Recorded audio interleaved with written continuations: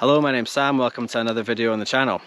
This video is going to cover the planning and preparation that's went into my upcoming backpacking trip, which is the Kintyre Way, which I'm going to be doing very shortly, in just a few days time. So we're going to be covering the likes of the pre-planning, the method, the food that I'm going to be carrying with me as well, maintenance of some kit, fitness training, and some safety aspects as well. So this video will be part of a playlist that will be covering the entirety of the Kintyre Way videos that I'm doing. So this video, then the next video will be one covering kit, the kit that I'm taking with me, and some ideas and thinking that I've had behind all that. And then after that there'll be a series of videos of the trip itself. So just to crack on with it, I'm in a pretty damp and drizzly woodland at the minute in Peeblesshire, Scottish borders, where I stay. The camera I'm using is not particularly waterproof, so I better crack on. So the route itself, it covers 161 kilometres from the top of, or the north anyway, of the Kintyre Peninsula down to Machrihanish in the south. So the village that it starts in is called Tarbert. And I'm going to be driving from the Scottish borders to Tarbert, parking the car there, walking the whole route, and then getting a taxi from Machrihanish back to Tarbert on the last day. I did look into bus services, but they only really run services on the Saturday, and I'll be finished on Sunday, and I don't have any wiggle room as to when I can start and finish the trip. So that's that. I'm going to be doing it over 8 days. I've seen reports of people doing it in 6, some people do it in 7. I decided to do it in 8 because I'm doing it in winter, the short daylight hours, and I also don't want to just be dying the whole way round, really pushing it. I want to be able to chill, and also I haven't done a trip this long before, and so my fitness levels and experience levels for this are lower than some of these other people that are bashing out week-long trips the whole time. And also I'm staying in a tarp the whole way. I'm not going to be stopping off at any hotels or B&Bs if I can help it. I'm carrying 8 days of food, so I'm not going to be stopping off to pick up more food if I can help it. So I'm going to be doing it in a fairly challenging way, I suppose you could say.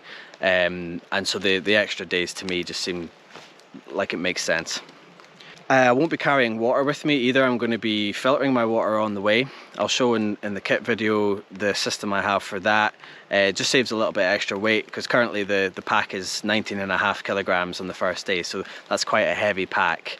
Fortunately, because I'm carrying all my food, I will lose, I think it's about 800 or so grams a day from the food that I'm eating. So that's going to help, and by the time I get to the last day, which is a 30k day, you know, the pack's going to be significantly lighter, about 1.5 kilograms lighter, I think, by the end of that, so that's decent. Because I'm doing the trip in 8 days, it's meant that I can split one of the stages, which is 33.5 kilometers, into 2. So that really helps break it up a little bit, because that's a seriously heavy walk. And I've done some training with the pack so far and did a 23k walk, and that, really did push me with a full pack on. So it just seems to make sense to me to try and split that really big day up into 2. So some of the preparation I've went through, some of my kit needs maintenance. Some of the clothing that I'm wearing, I've proofed my jacket. I've cleaned and dubbed my boots and laces to make sure that they're all well maintained for the trip as well. I need these things to work when I'm out. My fleece as well, it's waterproof, so I've proofed that, and waterproof trousers as well, proofed them.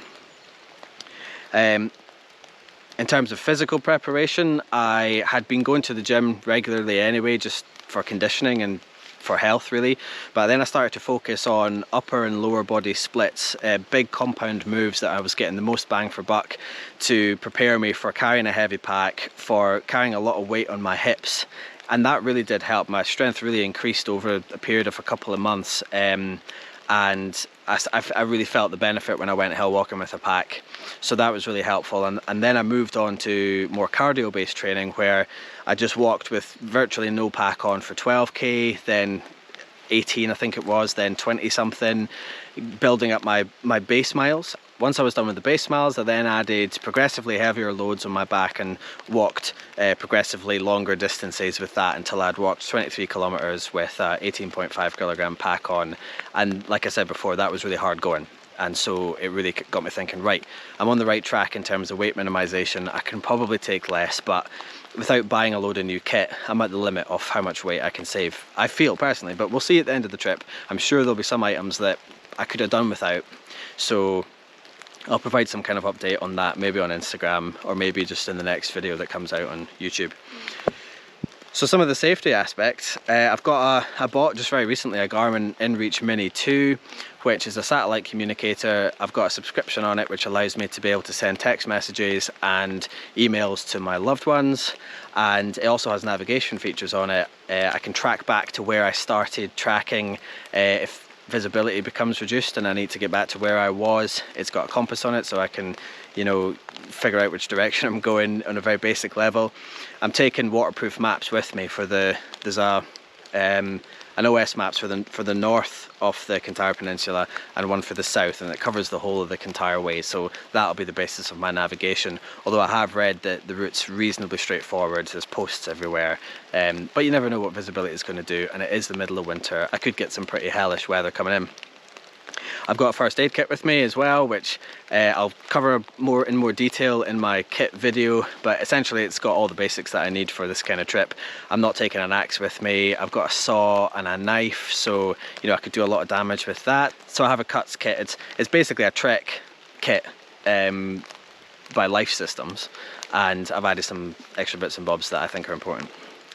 The other thing to consider just in terms of safety really is training. I've had training in wilderness skills. I did a 7 days course on bushcraft wilderness skills in East Sussex with Frontier Bushcraft. That was an amazing experience, and I don't think I would have the confidence to do this trip in the way that I'm doing it without a course like that, in terms of giving you that good foundation knowledge on things around you can use to keep yourself sheltered if your kit fails, for example, like basic navigation, cooking on a fire, those kind of things. I feel like that was really helpful. And then I've had loads of first aid training because working in forestry and just having been exposed to a lot of that.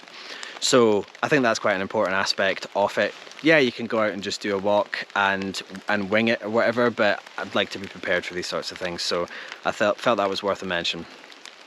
So that wraps up really the end of this video. Quite a quick one. It's starting to rain a bit heavier now, and I'm beginning to worry a little bit about the camera, so I'm going to probably sling up a tarp for recording the kitless video. So I'll see you in that video there, and do enjoy. If you like it, please subscribe and give the video a like, and I'll see you around.